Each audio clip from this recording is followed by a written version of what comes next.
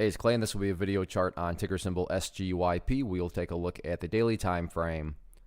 I did this analysis yesterday, so that is where the orange line here is coming from, the green line and red lines. And I want to quickly get things updated here as it was a pretty wild day. You can see down here via the volume bar that volume was quite large, and then you factor in the pretty crazy candle. So I had some, just want to get some things updated here. But really, at the end of the day, when all has settled, the chart is still healthy. It is still bullish. And yeah, maybe it did close slightly red on the day. Yeah, maybe it did pull back from, where its highs were. But let's just kind of think about things, taking a step back and looking at the overall context.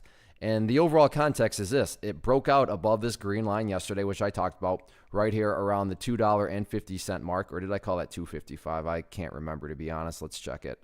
Yeah, 250. So it broke out above 250. And at that point, this is just a foundational rule in charting. When levels of resistance are broken, you want to see them act as support. And that rule, played out perfectly in reality. So from theory to reality, right here, you can see the price during its crazy portion of the pullback. I don't know if it hit it exactly, but it got pretty darn close. How low did it go? It went as low as, let's see, 252. So within 2 cents of that level. And then from there, it did bounce back upwards. So that's why I say that from the big picture of things, taking a step back, everything is still perfectly fine. Now, had the price come down to 250 and then just crash down below it, well, at that point in time, the chart takes a whole new kind of perspective. But as it stands right now, the price is continuing to hold up above 250. And really, I'm not saying this will happen, but in all actuality, the price could do this a few more times, just continue to bounce around here before finally starting to work its way upwards. And if that were to happen, over the next couple of weeks, again, not saying it's going to do that for 2 weeks, but just for example's sake, does that for a longer, amount of time, what would you have in that case? Well, you'd have a set of lows there. You'd have that set of lows right there.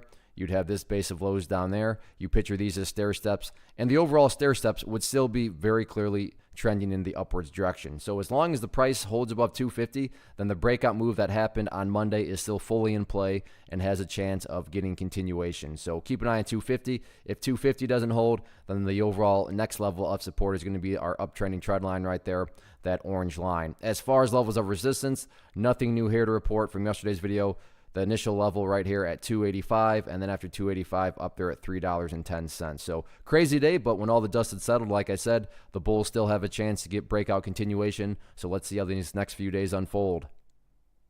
One of the biggest questions that I get is, hey Clay, how do you find the stocks that you trade? So what I've done is put together a free resource guide where I talk about the tools that I use to locate stocks that I find interesting and think may have potential. So if that sounds like something that could add value to you as a trader, then click on the image that is up on the screen right now and I will email you the guide. The guide itself is very short and to the point, and best part, it's completely free. Thanks for watching the video. Let me know if you have any questions.